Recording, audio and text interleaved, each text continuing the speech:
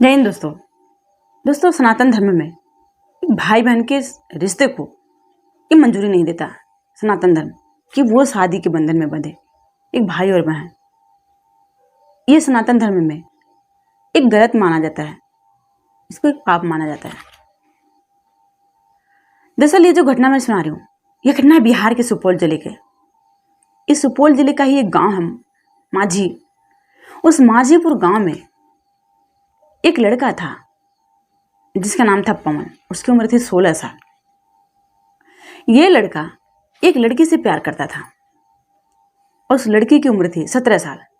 उसका नाम था रिंकी।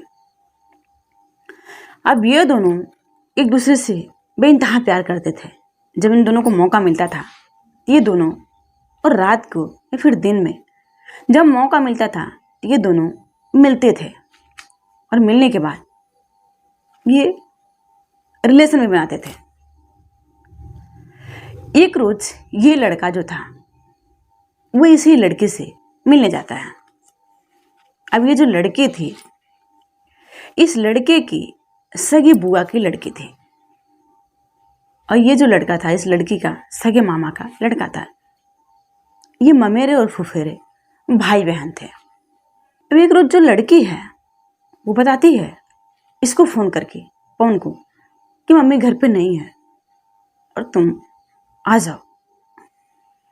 जब मम्मी घर पे नहीं है तो वो लड़का आता है। और ये जो लड़की है, ये 7 बहन और 2 भाई हैं। बाकी की शादी हो गई बहन की, लेकिन जो उसके 2 भाई थे और एक छोटी वाली बहन थी, वो उसी रूम में सोए हुए थे और उसी रूम में ये उस लड़के के साथ फिजिकल रिलेशन बना रही थी। रात के लगभग 12 बज गए थे।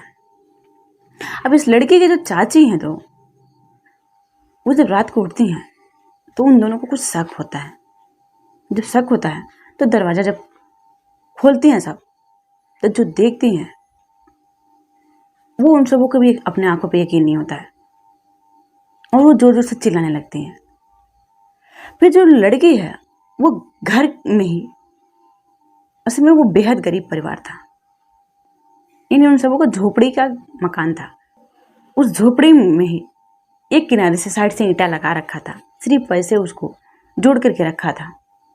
वो ईंटा ठेलती है और वो भाग जाती है और लड़का भी भाग ही रहता कि परिवार वाले पकड़ लेते हैं। उसके पिता, उसके चाचा, उसके चाची, बाकी और लोग उस लड़के को पकड़ लेते हैं।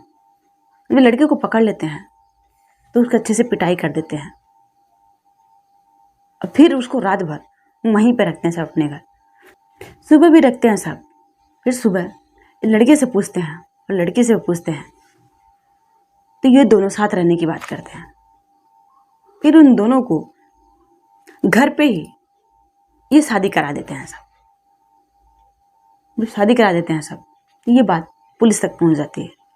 अब पुलिस आती है, क्योंकि जो लड़का था वो भी नाबालिग था और जो लड़की थी वो भी नाबालिग थी। फिर नाबालिग ये शादी कर लिया सब, तो ये भी एक जुर्म हुआ कि शादी करा दिया माँ बाप उस लड़की और उस लड़के का, क्योंकि वो दोनों नाबालिग थे।